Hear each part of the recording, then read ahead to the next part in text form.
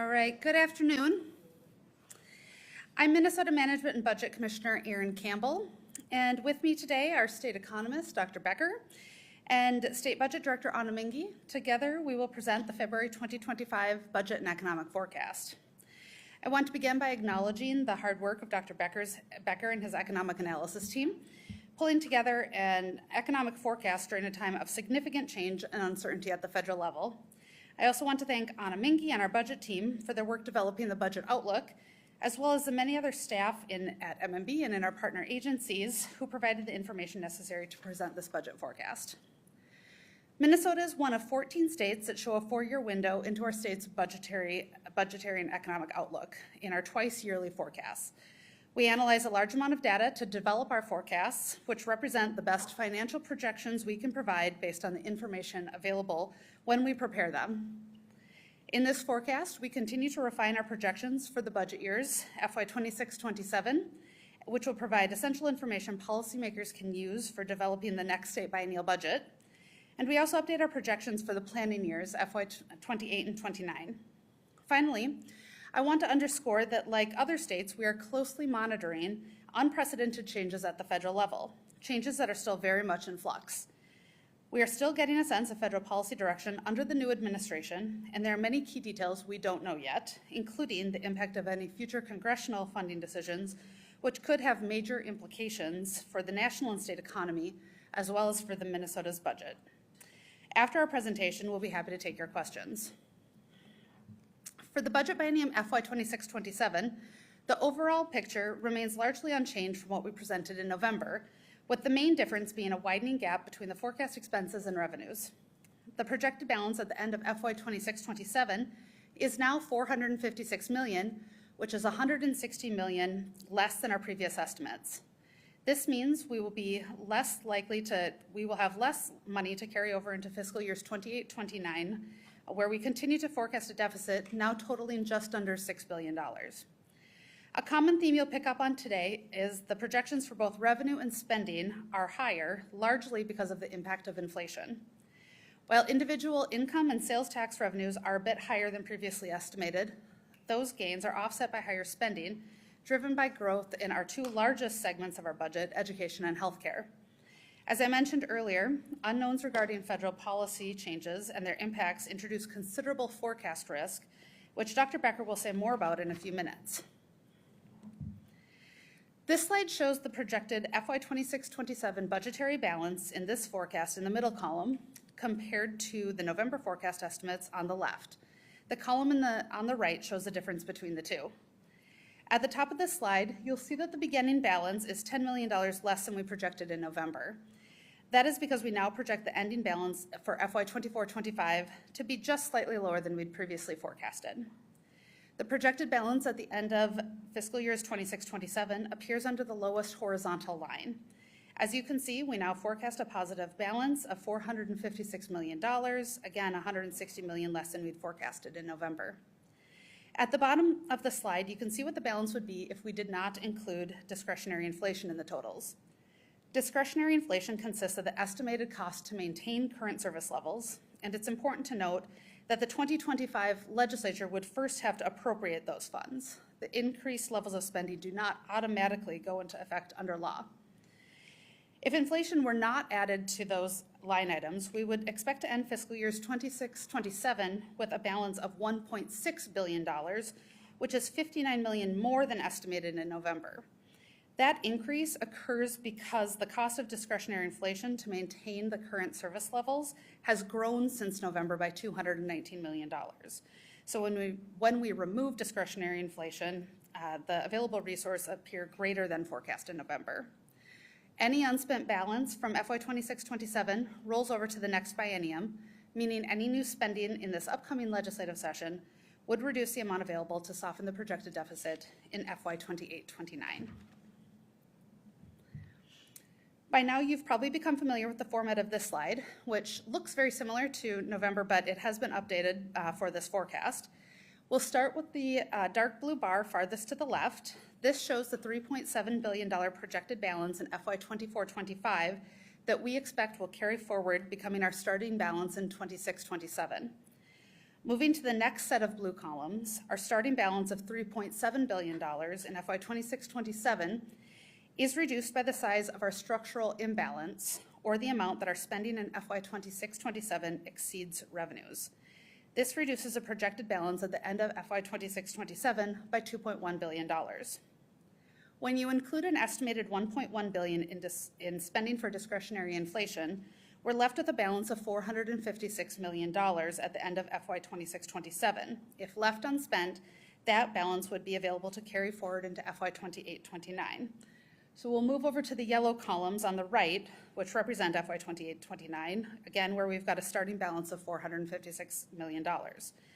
During fiscal years 28-29, we expect spending to exceed revenues by nearly $4 billion.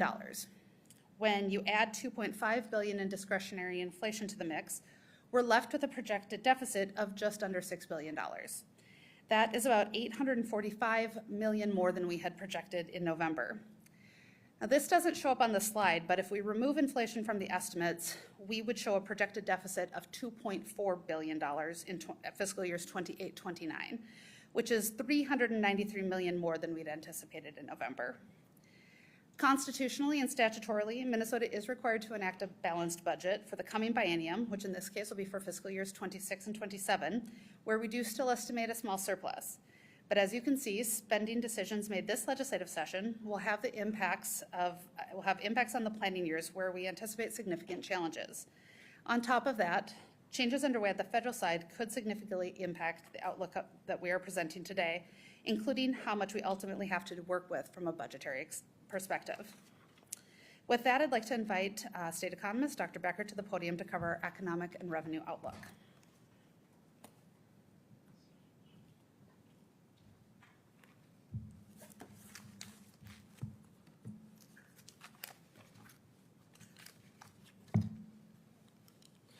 Thank you, Commissioner Campbell. I'm Anthony Becker, Minnesota State Economist. I'm going to start with a review of the U.S. economic outlook, highlighting the significant changes since November, move next to Minnesota's economy, review the forecast risks, and finally review our new revenue forecast for the two biennia. Since Minnesota's budget and economic forecast was prepared last November, the outlook for U.S. economic growth has been revised upward for 2025, but slightly lower growth is now forecasted for 2026 through 29.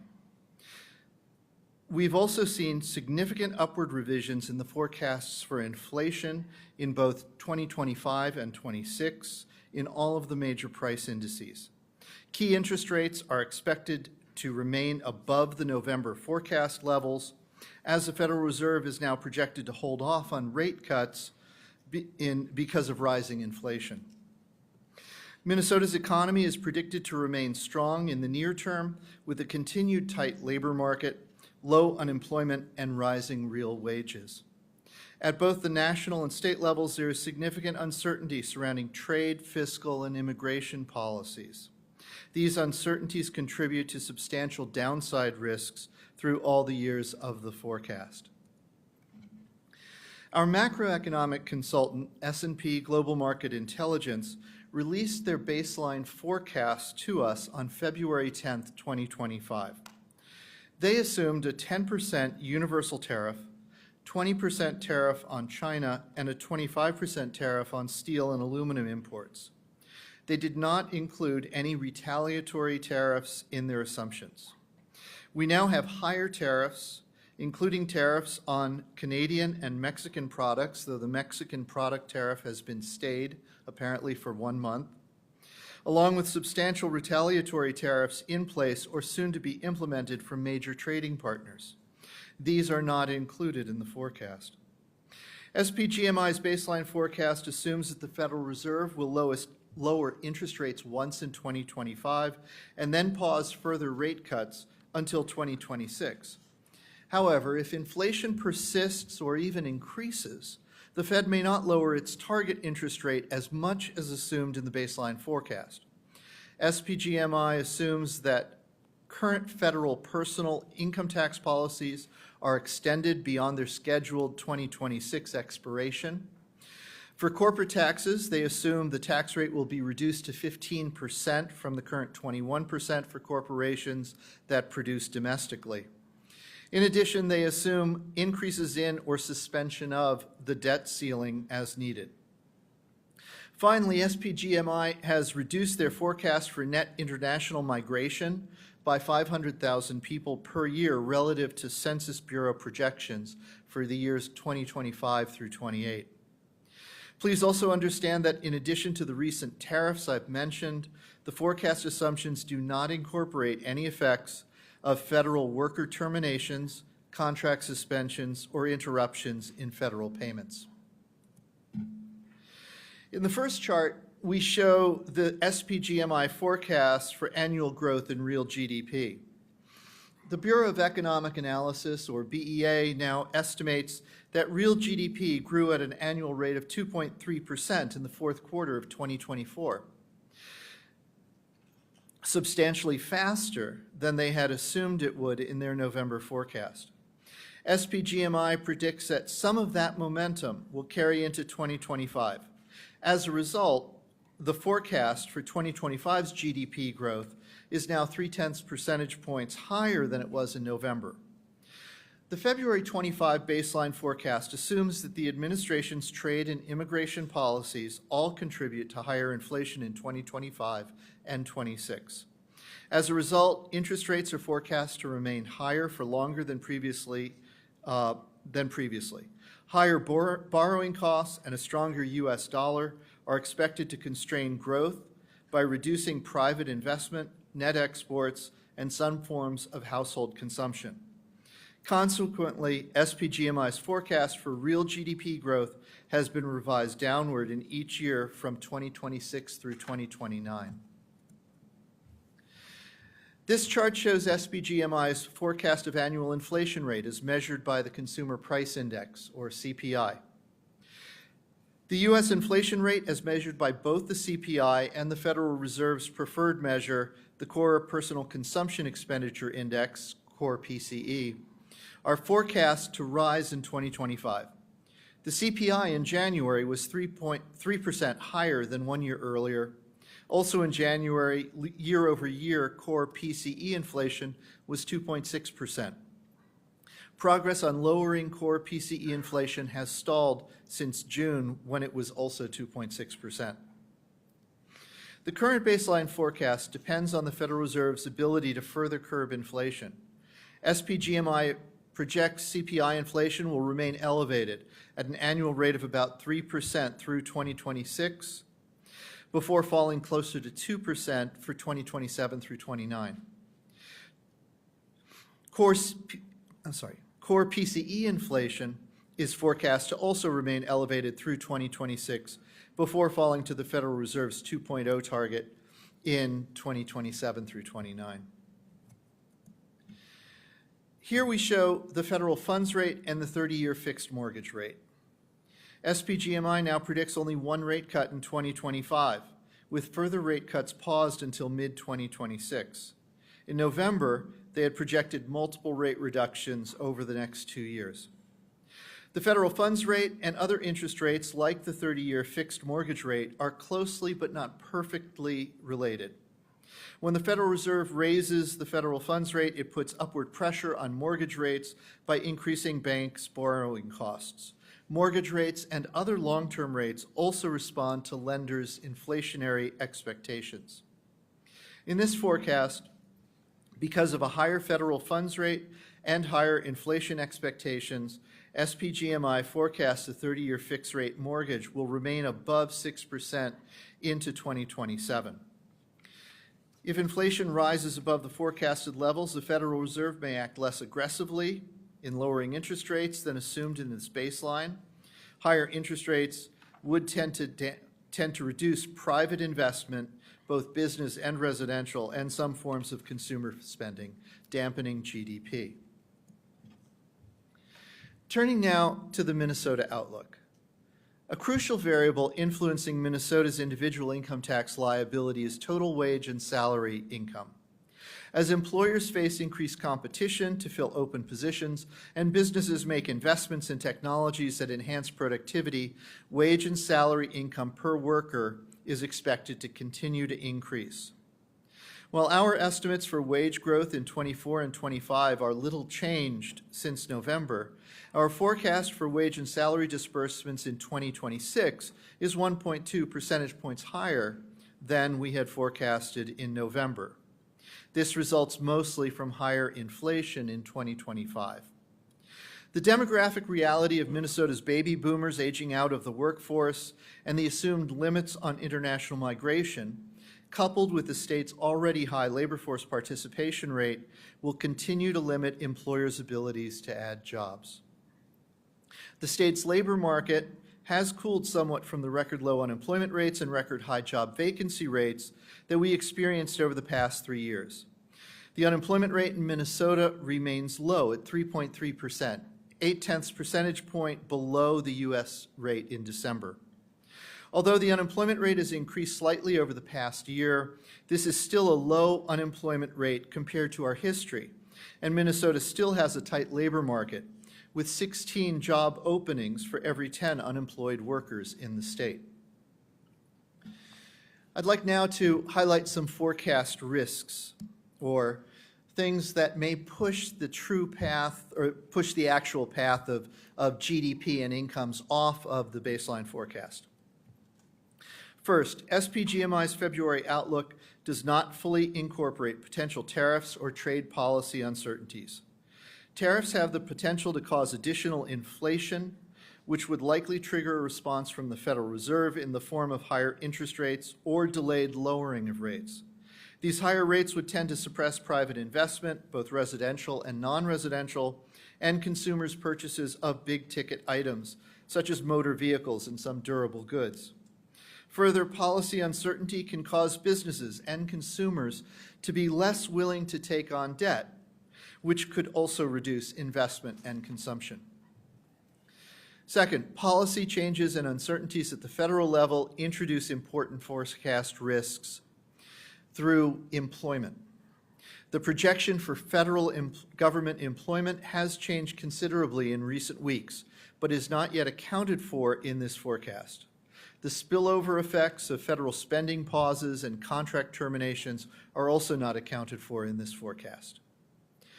Third, SPGMI assumes suspension or raising of the debt ceiling, extension of the provisions of the 2017 Tax Act, a reduction of the corporate tax rate, some exclusion of overtime and tip income, and no reductions to Social Security or Medicare benefits. Deviations from these assumptions could lead to economic outcomes that differ substantially from SPGMI's baseline forecast. Fourth, the current baseline forecast depends on the Federal Reserve's ability to further reduce annual inflation rates to their target rate of 2%. If inflation persists above the target level, the Fed may delay interest rate reductions compared to what is assumed in the baseline forecast. As I've already mentioned, higher interest rates would tend to suppress GDP growth. In addition, the possible effects of proposed tariffs and immigration policies could put upward pressure on prices and wages, threatening the forecasted monetary policy path. And high federal deficits and national debt could weigh negatively on economic growth in the long term.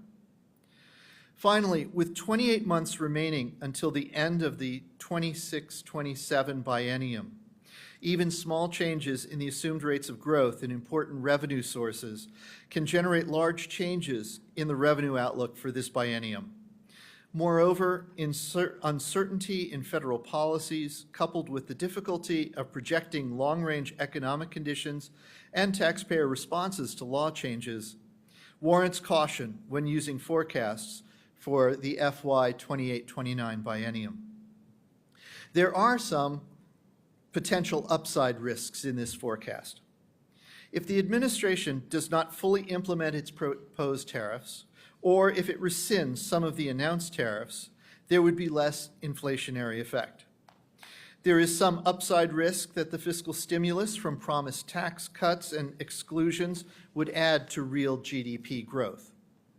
Over the longer term, technological advances could improve productivity and raise economic growth above the baseline forecast. Let's turn now to the revenue forecast. The first two columns of the table show our current forecast for the next biennium and the change from the November forecast. And the second two columns show the same for the FY 28-29 biennium. Total revenues for the 26-27 biennium are now forecast to be about 1% higher than in November. Individual income tax receipts are also forecasted to be higher than in the previous forecast for both biennia. We now know the tax liability for tax year 23, and it forms the base for this forecast. It is slightly higher than we had estimated it would be in November, raising the starting point for this income tax forecast. Beyond FY 25, three primary factors are driving the individual income tax forecast, and these are a higher forecast for wage and salary disbursements that I showed earlier, a higher forecast for capital gains realizations and interest income, and a lower forecast for non-farm business income. Sales tax revenue is higher in both the FY 26-27 and FY 28-29 biennia than in our prior forecast. This is due to higher than expected net sales tax receipts since November and an increased forecast for taxable sales, such as sales of durable goods. For corporate revenues, a higher base from higher receipts so far this fiscal year and a slightly higher forecast in FY 25 is offset by a lower forecast for corporate profits for fiscal years 2026 through 29. The net effect is a very small decrease in the corporate tax revenue forecast in this biennium and a decrease of $39 million in the forecast for next. All other revenue is now expected to be higher in both biennia compared to our November forecast, and this is mostly due to higher investment income on state fund balances. I'll now turn the briefing over to State Budget Director Anna Mingy.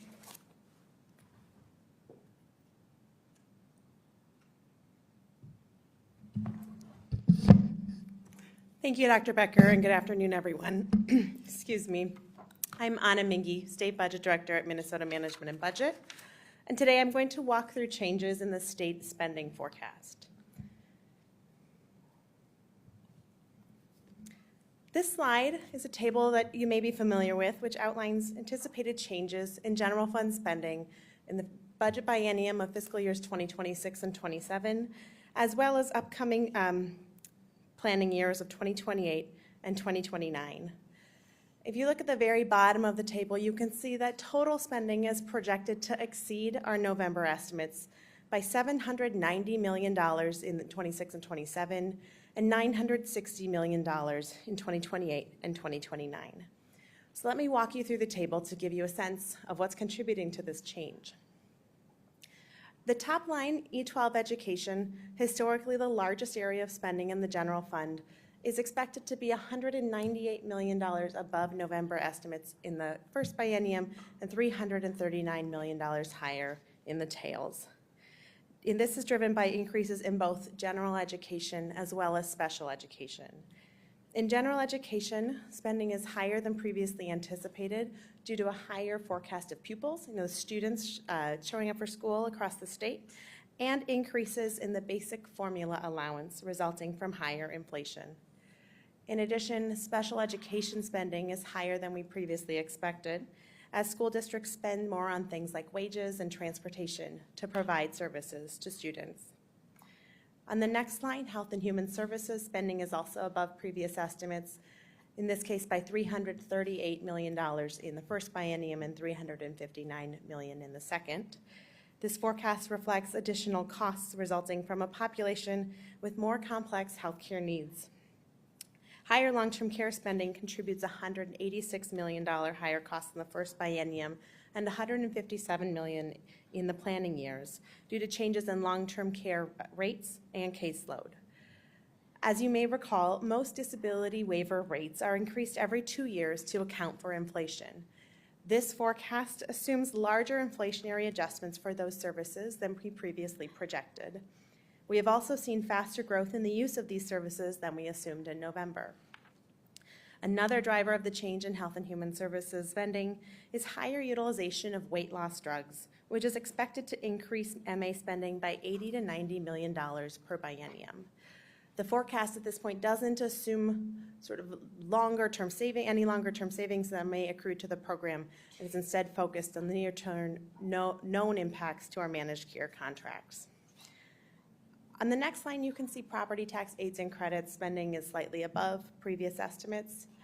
I'll just keep moving down to our debt service forecast, which looks relatively flat. You see it slightly higher in the first biennium and slightly lower in the tails. Because of higher interest rates, the budget forecast now assumes a smaller bonding bill in the 2025 legislative session of $700 million, and those savings help to offset some of the costs of the state coming through higher interest rates. All other areas of the state budget are relatively unchanged, and the last line I would highlight is the line labeled discretionary inflation, where you can see that the cost is estimated to reach $1.1 billion in 2026 and 27, which is $219 million above November estimates. This increase is due directly to a higher forecast of the Consumer Price Index. This number is meant to be a guide for policymakers about the cost of funding state services in the wake of rising prices. We refer to it as discretionary inflation because it's only calculated for programs where cost increases aren't already automatically built into their funding formulas. I'd note that about 60% of the general fund is not actually included in this inflationary calculation because of the way that they are funded. It is really important to emphasize that this money doesn't flow automatically to programs. It has to be appropriated by the legislature, and policymakers have the choice, the discretion, to address inflationary pressures, to spend this money on something else, or to leave it unspent, which would benefit the general fund bottom line. So all of those changes combined add up to the bottom line change of $790 million in the first biennium and $960 million in the second. So let me dive into some of the trends underlying this summary information. This slide depicts general fund spending starting in 2024, the most recent year of actual data, through our forecast for 2029. It splits the general fund into three categories: education, health and human services, and all other. Typically, education and health and human services have been the largest areas of state spending. In 2026 and 27, they are expected to account for almost 3/4 of the general fund. You may notice on this slide the significant decline in the light blue bar from 2024 to 2026. That represents the end of the significant one-time spending that was enacted in the 2023 legislative session, which was concentrated in areas like capital investment and housing. However, that's not the most important takeaway from this slide. E12 education and health and human services, as you can see, grow faster than the rest of the state budget. But for the first time ever, health and human services is expected to become the largest area of the state budget in fiscal year 2029, as you can see that green line sort of passing the dark blue. As I've discussed in previous forecasts, this is largely driven by faster spending on long-term care services. Now let me turn to changes in the education forecast. As you saw, education spending is projected to be above previous estimates in 2026, 27, and 28 and 29. A significant driver of this change is the impact of inflation on the basic formula. Basic revenue is the largest aid stream within general education. It provides a statutorily determined per pupil amount to school districts. And beginning in 2026, that per pupil amount will be tied to inflation. We now project that the rate of inflation driving those changes is higher than the November forecast. The chart shows those projected increases in the formula allowance with the dark blue bar representing our current forecast and the dashed line representing November. By 2028 and 2029, we project a 1% increase in the basic formula allowance relative to November estimates. And while 1% might not sound like a very big number, it has significant costs when applied to a base of about $14 billion. I'd now like to pivot and discuss an area of risk in our spending forecast. As we've discussed in previous slides and in recent forecasts, Health and Human Services spending has grown from previous estimates and is growing quickly over time, driven largely by our Medical Assistance Program, the state's Medicaid program. But it's important to keep in mind that for every dollar the state spends, the federal government is spending even more because they pay for roughly 56% of state medical assistance spending. This chart shows projected medical assistance spending by group and type of service. And on it, the state spending is the dark blue at the bottom of the bars, and federal spending is the green and light blue. In the total, the federal government is projected to provide $26 billion to medical assistance in the 26-27 biennium. And this underscores how sensitive our budget is to changes in federal funding. Because MA is a state entitlement program, reductions in federal funding will result in increased costs to the state budget. The U.S. House recently passed a budget resolution that calls for significant spending reductions in the committee overseeing Medicaid. The budget resolution doesn't address what policy levers Congress would use to achieve these savings, it merely sets a target. But these reductions would result in billions of lost federal Medicaid funding to Minnesota every biennium, which is not reflected in our spending forecast. A number of options have been discussed, such as capping the growth in the federal share of Medicaid or eliminating an enhanced federal match on a group known as the Medicaid expansion population. In Minnesota, this group includes roughly 230,000 adults without children for whom the state receives 90% federal match on the cost of services. On the chart, it's the bar on the far right labeled adults without children.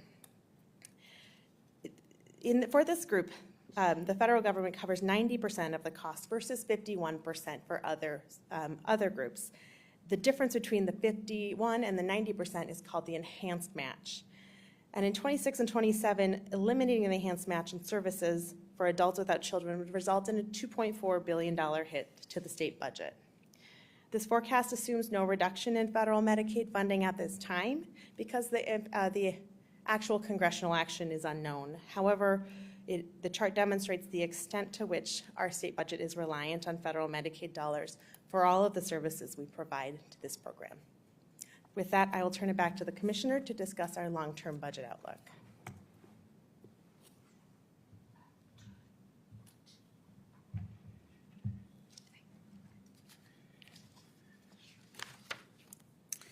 All right, thank you, Anna. This slide shows the long-term budget outlook. It compares our forecast revenues against our estimated spending for this coming biennium and the next without including any unspent projected balances or transfers to our budget reserve. As a reminder, this is what we call our structural balance. In fiscal years 26-27, projected spending is $67.8 billion compared to $64.5 billion in revenues, leaving a structural imbalance of about $3.3 billion. Then in FY 28-29, total spending is estimated to rise to $74.3 billion, compared to $67.8 billion in revenues, creating a $6.5 billion gap in the planning years. You might notice the $6.5 billion gap is larger than the projected $6 billion deficit in the FY 28-29 biennium. The reason that the number on this slide is larger is because it doesn't include any of the money that we would be carrying forward from the previous biennia. This slide simply shows what we are estimated to take in during both biennia versus what we are projected to spend. On the right-hand side of the column, you can see the biennial growth column, which illustrates that we do expect revenues to continue to raise by 2.6% annually. Estimated spending, including inflation, will increase at a faster rate of 4.7%, but if we take out discretionary inflation, spending would still grow, but at a lower rate of 3.8%. As you've heard during this presentation, rising inflation is one major takeaway from this forecast. Another that is not reflected in the forecast numbers is the federal budget uncertainty. Federal funding is critical to Minnesota. 1/3 of our state budget comes from federal funds. In FY 26-27, we estimate Minnesota will receive $45 billion in federal funds, with more than half of that attributed to Medicaid funding, which provides essential health care and supports to 1.2 million Minnesotans, including 42% of Minnesota's children. While the outcome is uncertain, we do know that recent U.S. House budget resolutions calls for $2 trillion in spending reductions. The Commerce and Energy Committee, which oversees Medicaid, is expected to cut $880 billion.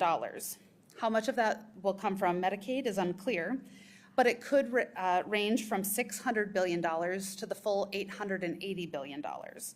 A cut of that magnitude would amount to an 8 to 12% reduction in federal Medicaid outlays. If that reduction were distributed proportionately across states, Minnesota could see a reduction of $1.2 to $1.6 billion in FY27 alone, and that amount would increase over time. The Senate budget resolution calls for smaller cuts, so what the end result will be and what the actual financial impact to Minnesota is yet to be determined. But what's important to note here is that under current law, the state will be required to pay any portion of Medicaid costs that the federal government does not. This is true for many other entitlement programs outside of Medicaid as well. If the federal government makes significant reductions in Medicaid, it could result in a dramatic hole in the state's budget. If that happens, Minnesota policymakers would be faced with very difficult choices. They could make changes to entitlement programs to reduce rates, benefits, or eligibility. They could look for new state revenues, or they could make significant cuts in other areas to preserve sufficient funding for the Medicaid entitlement programs. At this point, it's our hope that Medicaid is not cut or that reductions are minimized, but we want to be prepared and appropriately set expectations, in particular as it relates to the forecast we're presenting to you today. What you see here is what we think is accurate now, and future federal changes could have a significant impact on our available resources. Today, we've discussed the budget outlook and the uncertainty associated with federal funding and policy shifts. In the weeks and months ahead, Minnesota policymakers will need to decide how to account for the potential impacts of federal actions and growing projected deficit in the planning years. But as we close out this presentation, I do want to reinforce that we continue to be well positioned to make thoughtful and strategic decisions that will improve our ability to weather and the uncertainty that we've highlighted.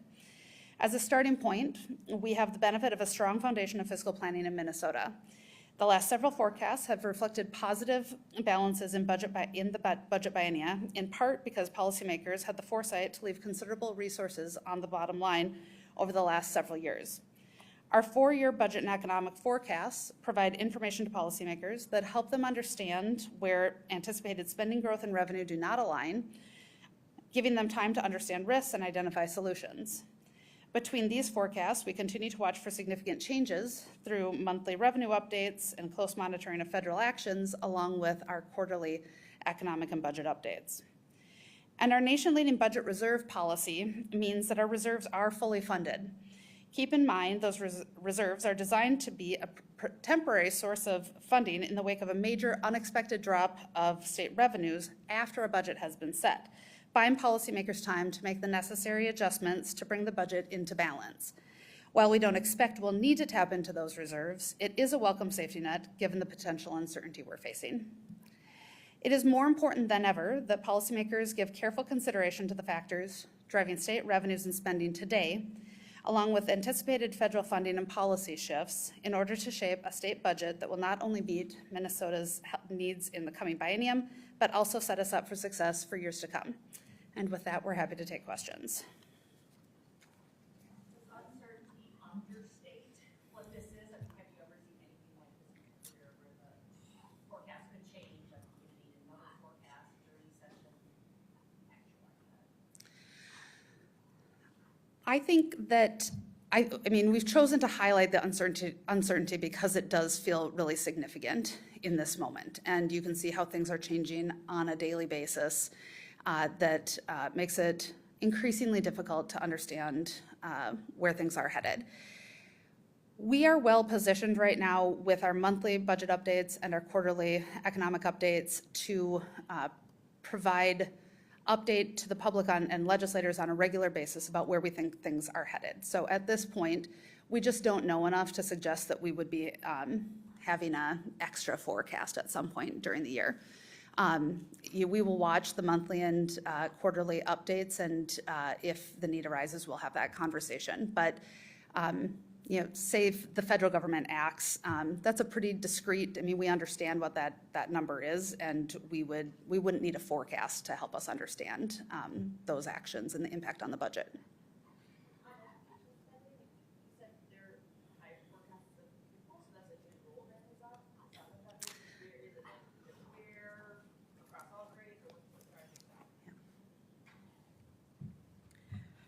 Thanks. So the question was about the higher pupil forecast in the education space. This forecast is the benefit of an additional year of actual data, and whereas in the past we were sort of lagged by a year. And what we are seeing is, so first I'd say we're still projecting pupils will decline over time, but just a slightly slower rate of decline. And the driver is the actual number of kids is not that different than what we had been previously assuming, but the grade levels they're showing up in is different. So the forecast captures change assumptions in like the number of kids advancing from grade to grade, so more kids showing up sort of in some later years, or like a higher proportion of kids advancing from year to year. We should probably, we can talk more about this. It's kind of technical. I don't think, the model doesn't necessarily speak to it. It's a ratio of how many pupils are in 1 year, in a grade level in 1 year, and then what percentage of those kids are in a grade level in the following. And we can follow up with additional detail. You also mentioned the weight loss there. Where's that spending? So the medical assistance covers weight loss drugs, and it has for several years. Over the time that we began covering these drugs, there was only one approved by the FDA. Since that time, the list of approved drugs has grown, and the state has to sort of cover all of the drugs within that class. And what we've seen is from 2023 to 2024, a 90% increase, roughly, in the number of patients accessing those drugs through medical assistance. And what that drove was an increase in the rates we're paying to our managed care organizations, who provide coverage for the vast majority of folks who are receiving their health care through medical assistance. We've heard a lot from the Republican side of the aisle about how the state spends itself. How much do you attribute, I guess, sort of the forecast that we're seeing, that forecast to spending during the previous biennium tax policy? In terms of the state budget, I mean, there are a lot of different things going on, but it's not accurate to, you have to take spending and revenues together in order to get to the conclusion that we're bringing to you today. Where we have really focused is on where there is growth that is really exceeding revenue growth. And so you know that we've talked about that in places like special education and waiver growth. Anna showed the slide that really depicts the trajectory that those things are on. And those are not decisions that were made necessarily in the last legislative session. Those are things that have been on that trajectory for some time.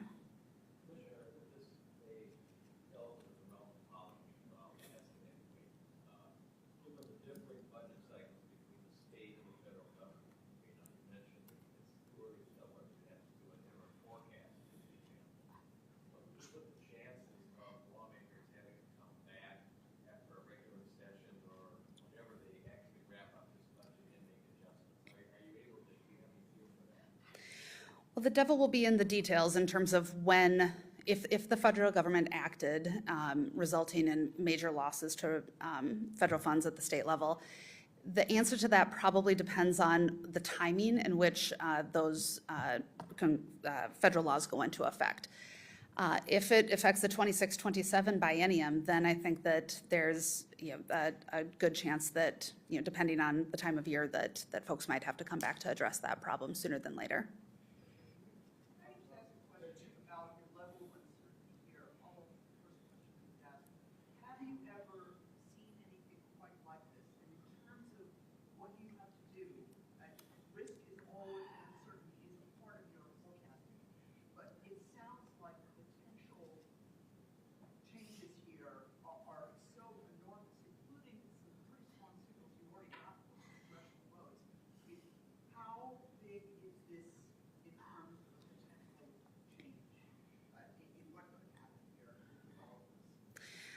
I think that there's a lot of risk in front of us right now.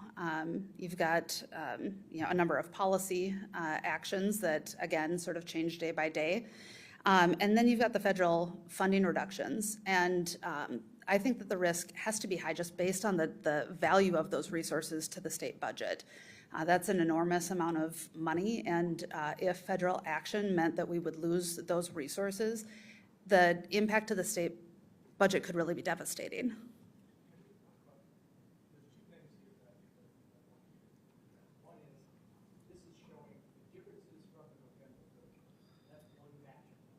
Yep. The bulk of it was in place in November. The changes from November to December are significant.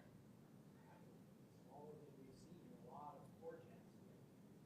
So the inflationary increases that have caused problems since November are important, but the bulk of this was in place in November. So how much of this is things that happened before November? Before Donald Trump entered office, and how much of it is what's happened since November, changes in spending? The factors driving the November forecast remain the same in this forecast. In terms of what's driving the change from November, it is largely attributed to inflation. But that doesn't take away from some of the underlying trends that we have been seeing in recent forecasts, in particular in some of the high growth spending areas.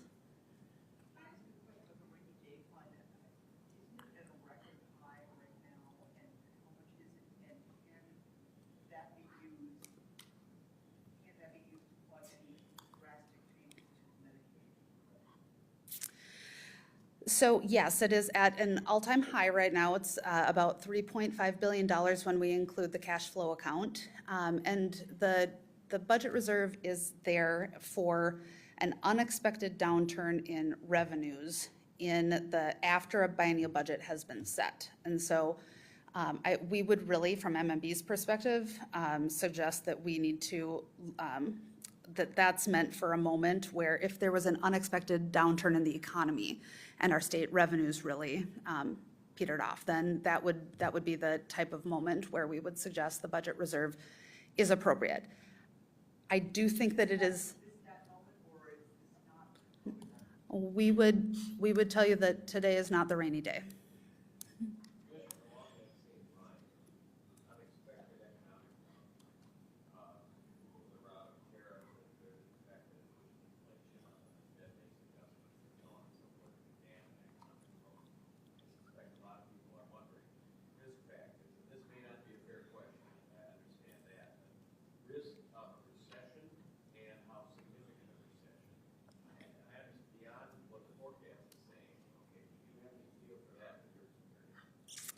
I would actually ask Dr. Becker to help me out with that. I'm going to phone a friend.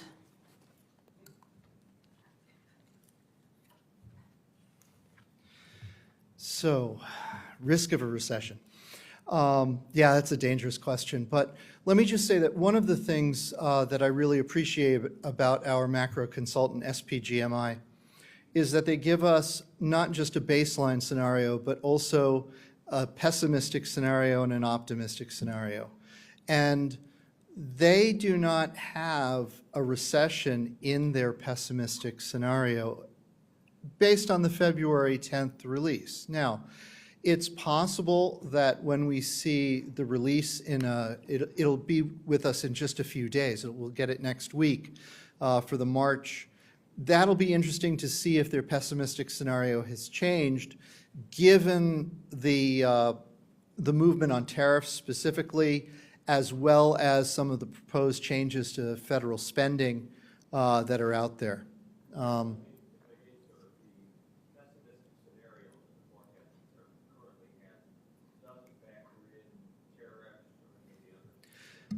It doesn't fully factor in tariffs, no. It actually factors in more. I would have to go back and double check all the things that it puts in, but it actually does factor in slightly higher tariffs and different responses to those tariffs. But at this point, it's the uncertainty that is also out there, and in the sense that a lot of businesses, consumers, and so forth are going to delay various plans because of the uncertainty, not because they expect a tariff or they don't expect a tariff, but because they don't know what to expect. Last question. It said that, the largest individual driver of HHS changes was improper payments for, tribal residential facilities. What happened there? I'll let Director Menke answer that. Thanks for the question. The question is about some changes occurring in the current biennium 24-25 in Health and Human Services. The budget forecast reflects $125 million increases in a program known as the Basic Health Fund, which largely pays for substance use disorder services. So this isn't something that's occurring in 26-27 or 28-29. And what occurred is that for several years, the Department of Human Services paid providers, and a portion of those payments were billed to the federal government for services provided in facilities that weren't eligible for federal Indian Health Service funding. And so what the forecast is picking up is just sort of a settle up with the federal government to apply the right payment source to these costs. But I think it's important to note that the amounts paid to the providers were not incorrect. It's just the split between the state and the federal government. Thank you, everybody. So I'll just say quickly, so there is a classification of treatment settings known as institutions for mental disease. They're places generally with 16 beds or more. They're not eligible for federal Medicaid funding.